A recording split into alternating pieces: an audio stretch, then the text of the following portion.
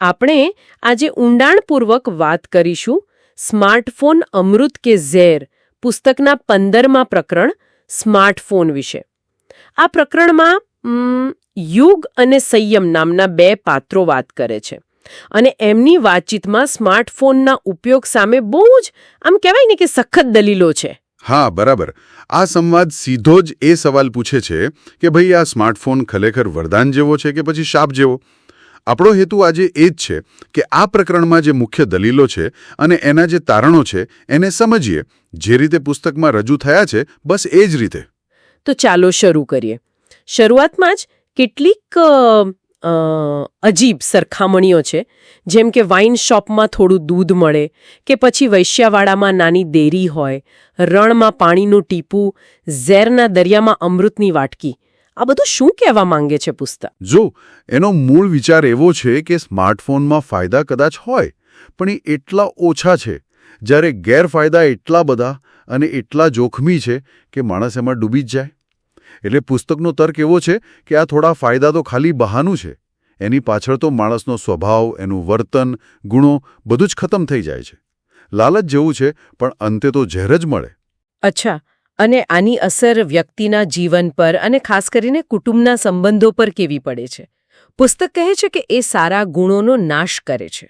હા, એમાં એવું કહે છે કે સ્માર્ટફોન છે ને એ દૂરના લોકોને કદાચ નજીક લાવે, પણ જે ખરેખર નજીક છે એટલે કે ઘરના લોકો, પરિવાર, એમને તો દૂર કરી દે છે.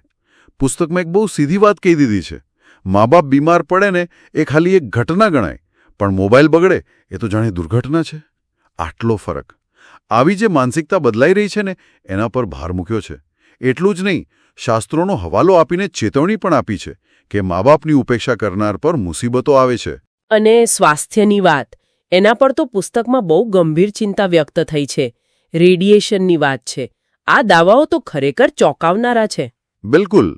પ્રકરણ ભારપૂર્વક કહે છે કે મોબાઈલ રેડિયેશનથી પર્યાવરણને નુકસાન થાય છે. પેલું ચકલીઓ ગાયબ થઈ જવાનું ઉદાહરણ આપ્યું છે. અને માણસના સ્વાસ્થ્ય માટે તો એનાથી પણ ગંભીર જોખમો ગણાવ્યા છે, જેમ કે બ્રેન કેન્સર, શર્ટના ખિસ્સામાં રાખો તો નપુંસકતા આવી શકે, પાછળના ખિસ્સામાં રાખો તો કિડની પર અસર, હાથની પકડ નબળી પડવી, રોગપ્રતિકારક શક્તિ ઘટવી, હાડકાં નબળા પડવા. લાંબી યાદી છે. એની સરખામણી માઇક્રોવેવ ઓવન સાથે કરી છે. અને પેલું મોબાઈલ ટાવર પાસે રહેવું એ પણ પેસિવ સ્મોકિંગ જેટલું જ જોખમી ગણાવ્યું છે પુસ્તકમાં. પ્રકરણમાં એક શબ્દ છે, કેરેક્ટરનું કેન્સર. આ તો બહુ ભારે શબ્દ છે. શું મતલબ છે આનો પુસ્તક મુજબ? પુસ્તક મુજબ આ સીધું નૈતિક અને ચારિત્ર્યના પતન તરફ ઇશારો કરે છે. સ્માર્ટફોનથી પેલી અયોગ્ય સામગ્રી, ફિલ્મો, ફોટા વગેરે જોવાનું એકદમ સહેલું થઈ ગયું છે. હા, એ તો છે. અને એનાથી પછી શરમ જતી રહે, સંકોચ જતો રહે, નૈતિકતા ખતમ. આ ગંદકી એવો શબ્દ વાપર્યો છે પુસ્તકમાં, એ મન પર હાવી થઈ જાય છે. માણસના વિચારો, એની દ્રષ્ટિ, એની આધ્યાત્મિકતા બધું બગડે છે.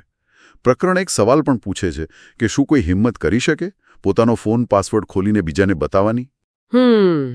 પણ એક દલીલ એવી પણ આવે છે ને કે આજકાલ ખાસ કરીને ધંધા રોજગાર માટે સ્માર્ટફોન વગર ચાલે જ નહીં. એનું શું? ના, પુસ્તક આ વાત નથી માનતું, જરાય નહીં. એનો તર્ક એવો છે કે સ્માર્ટફોન વાપરવાથી ચારિત્ર્યનું નુકસાન તો પાક્કું છે, જ્યારે એને છોડવાથી ધંધાનું નુકસાન કદાચ થાય, કદાચ ન પણ થાય, અનિશ્ચિત છે. અચ્છા. વોરન બફેટ જેવા સફળ લોકોનું ઉદાહરણ આપ્યું છે જેઓ સેલફોન નથી વાપરતા. ઉલટાનું પુસ્તક એમ કહે છે કે સ્માર્ટફોનથી આરોગ્ય બગડે, એકાગ્રતા તૂટે, નિર્ણય શક્તિ નબળી પડે. તો આનાથી ધંધામાં કદાચ વધારે નુકસાન થાય. બરાબર. અને બીજો ખર્ચનો મુદ્દો પણ છે. સ્માર્ટફોન અને એના પ્લાન પાછળ જે ખર્ચ થાય છે એ એટલો બધો હોય છે કે સામાન્ય ઘર ચાલી જાય. આ નૈતિક પતનની વાત તો વ્યક્તિના સ્તરે થઈ, પણ સમાજ પર એની શી અસર દેખાય છે? પુસ્તક પેલી વાત પણ કરે છે કે લોકો ઘટના બને ત્યારે મદદ કરવાને બદલે શૂટિંગ કરવા લાગે છે. હા, એ મુદ્દો પણ લીધો છે. પુસ્તક મુજબ કોઈ અકસ્માત થયો હોય કે ઝઘડો થતો હોય ત્યાં મદદ કરવાને બદલે લોકો શૂટિંગ કરવામાં લાગી જાય. આ એ બતાવે છે કે મશીન સાથે રહીને માણસ પણ જાણે મશીન જેવો સંવેદનહીન બની રહ્યો છે.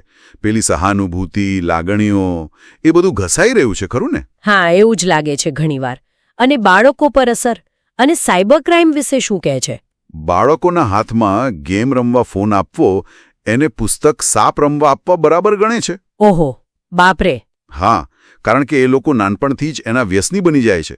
અને પછી ભવિષ્યમાં એના બધા જ નકારાત્મક પરિણામો ભોગવે, ચારિત્ર્ય બગડે, ભણવામાં ધ્યાન ન રહે, સંબંધો પર અસર થાય અને છેલ્લે સ્માર્ટફોનને ઘણા બધા અપરાધોનું મૂળ પણ ગણાવ્યો છે. સાયબર ક્રાઇમ હોય, બ્લેકમેલિંગ હોય, ખૂન, ચોરી, બળાત્કાર, આ બધામાં ક્યાંક ને ક્યાંક એનું જોડાણ બતાવ્યું છે. એટલે એકંદરે જોઈએ તો આ પ્રકરણનો સૂર અત્યંત સ્પષ્ટ છે અને ખૂબ જ નકારાત્મક છે. સ્માર્ટફોનને વ્યક્તિગત, પારિવારિક, શારીરિક, નૈતિક, સામાજિક દરેક રીતે નુકસાનકારક ગણાવ્યો છે. બિલકુલ. પ્રકરણનું છેલ્લું તારણ તો બહુ જ કડક શબ્દોમાં છે.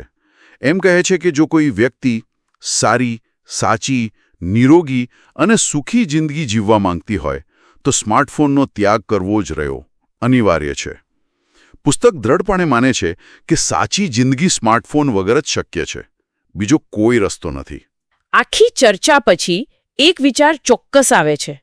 આ સ્ત્રોતમાં જે આટલી તીવ્ર અને લગભગ સંપૂર્ણપણે નકારાત્મક દલીલો રજૂ થઈ છે એના સંદર્ભમાં કોઈ વ્યક્તિ પોતાના જીવનમાં સ્માર્ટફોનના સ્થાનનું ફરીથી મૂલ્યાંકન કેવી રીતે કરી શકે? એના જે કહેવાતા ફાયદા છે એને આ પ્રકરણમાં બતાવેલા ગંભીર નુકસાનો સામે કેવી રીતે તોલી શકે? આ ખરેખર ગંભીરતાથી વિચારવા જેવો મુદ્દો છે.